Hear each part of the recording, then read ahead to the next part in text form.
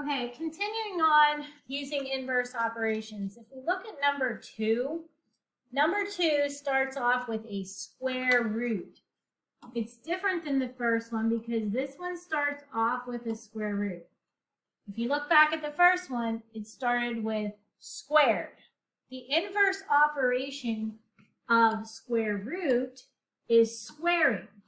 So you put parentheses around the square root, you put parentheses around the 9 squared. Just like on the last one, we did the square root of both sides. On this side, we're going to square both sides.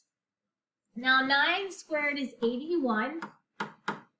And I'm going to tell you this, you got to remember, when you square a square root, how about we write it down? When you square a square root, you get the value underneath. When you square a square root, you get the value underneath.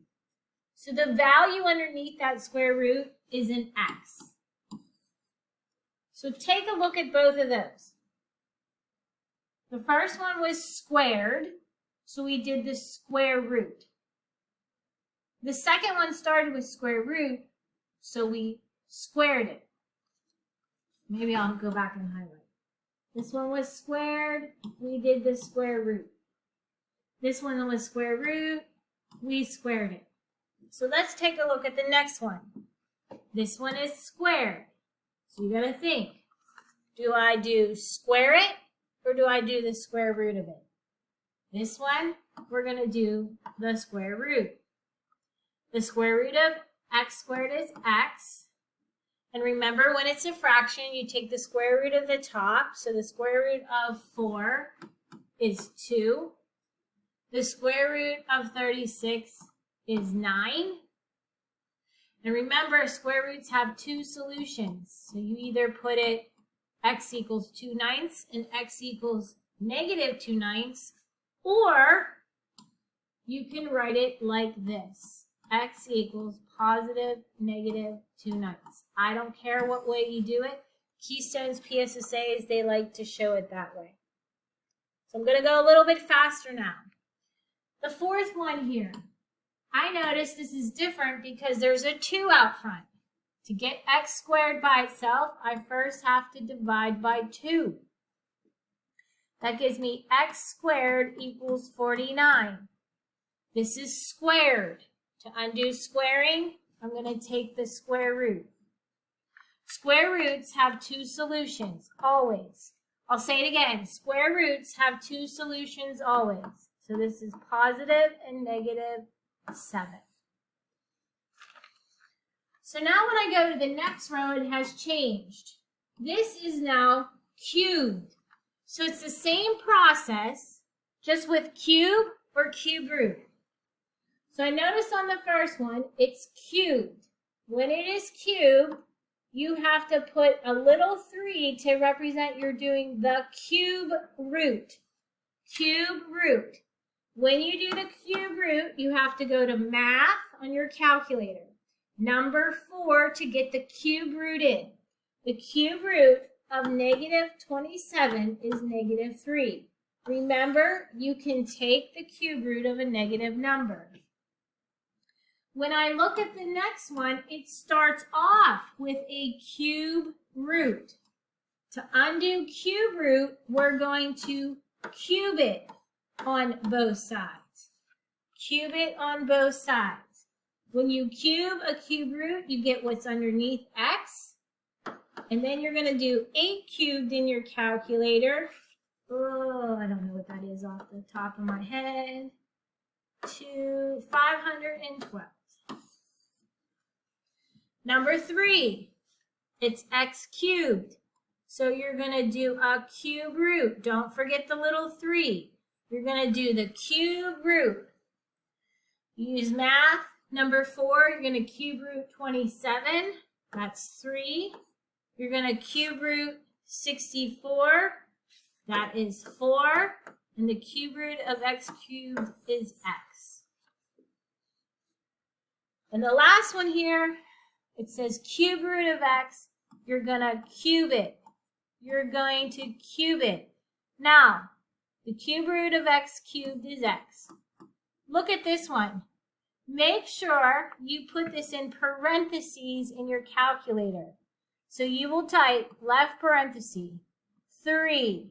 You will type the square root of 4. You will close it, and then you will cube it. So this one, I don't have it on my note sheet here, I believe is 216. Hopefully I'm correct. So that's how you do those. I'm going to ask the sub to pause the video here and you guys try the next 4 or 5. Okay, now that you've had a few minutes to try these, I'm going to go over these quickly. The first one, you should have squared both sides. Look at your work. Did you show squared on both sides? That is x equals 100.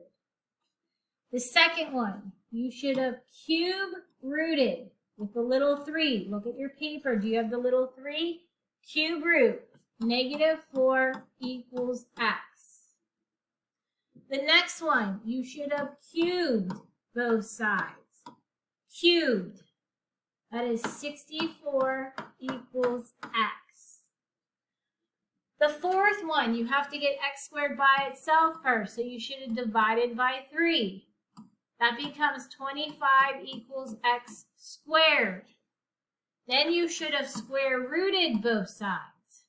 This, I'm going to put an asterisk here, is 2 solutions, positive and -5. So make sure you put a note. Square root, 2 solutions. Square root has 2 solutions.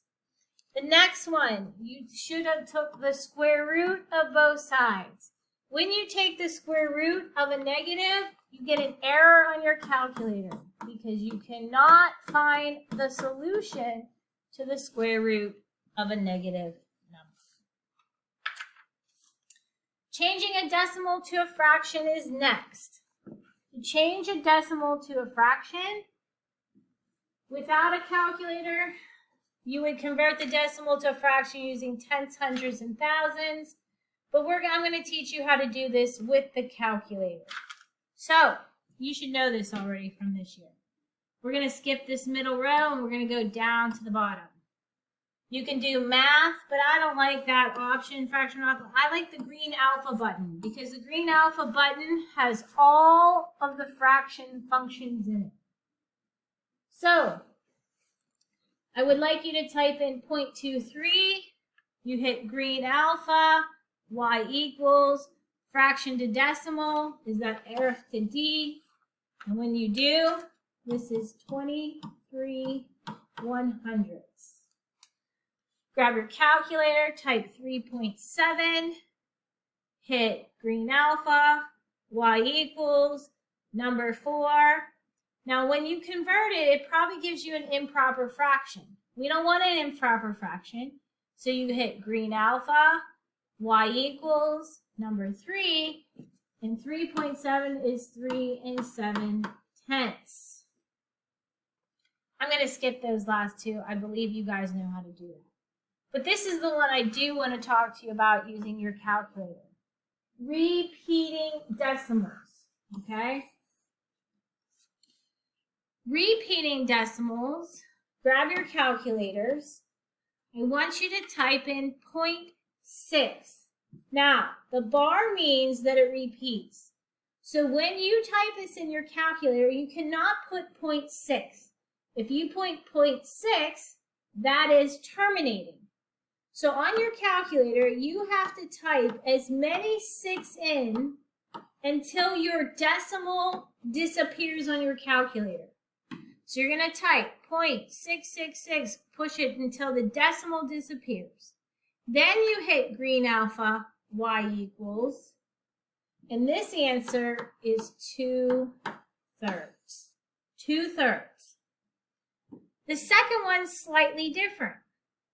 This says 3.21 repeats. So when you type the second one in, you're going to put 3.21, and then some people just repeat the 1. But that is not correct. You're going to repeat 21, 21, 21, 21 until the decimal disappears. So do that again, and you should get 3 and 7/33. Try one more. The next one says negative 0.345. So on your calculator, you're going to type 0.345, and you're going to do that until the decimal disappears. That one should become 115/333. Okay, I'm going to turn the paper here. On the back, we want to change a fraction to a decimal. So I believe the easiest way to change a fraction to a decimal is just to divide it. 3 divided by 4. Put in your calculator 3 divided by 4. That's 0.75. When you have a whole number, you keep the whole number. You're going to do 2 divided by 3. Now when you guys put 2 divided by 3 in your calculator, that's a 6 that repeats. And there's a 7 at the end of your calculator. That's just because your calculator automatically rounds it at the end. So you only put one number that repeats with the bar over top of it. Next one is 4 divided by 9. You put that in your calculator. You all should see that the 4 repeats. You only want to put 1 4 with a bar over it. And the last one here is negative 7 1/20. Again, you keep your whole number, and you're going to take 1 divided by 20, and that is a terminating decimal because it ends and it's 0.05.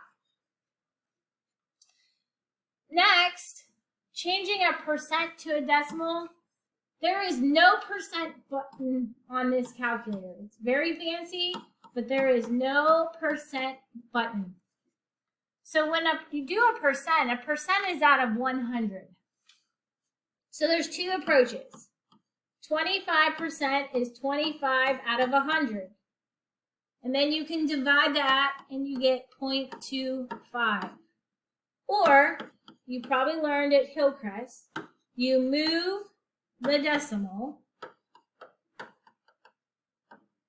2 places left. To change a percent to a decimal, you move the decimal 2 places left. So if we need 1.4% and it looks like this, we loop it 2 to the left, you place a 0 as your placeholder. So 1.4% is 0.014. 1% would be 0.01. I'm going to stop this video and we'll have one last one.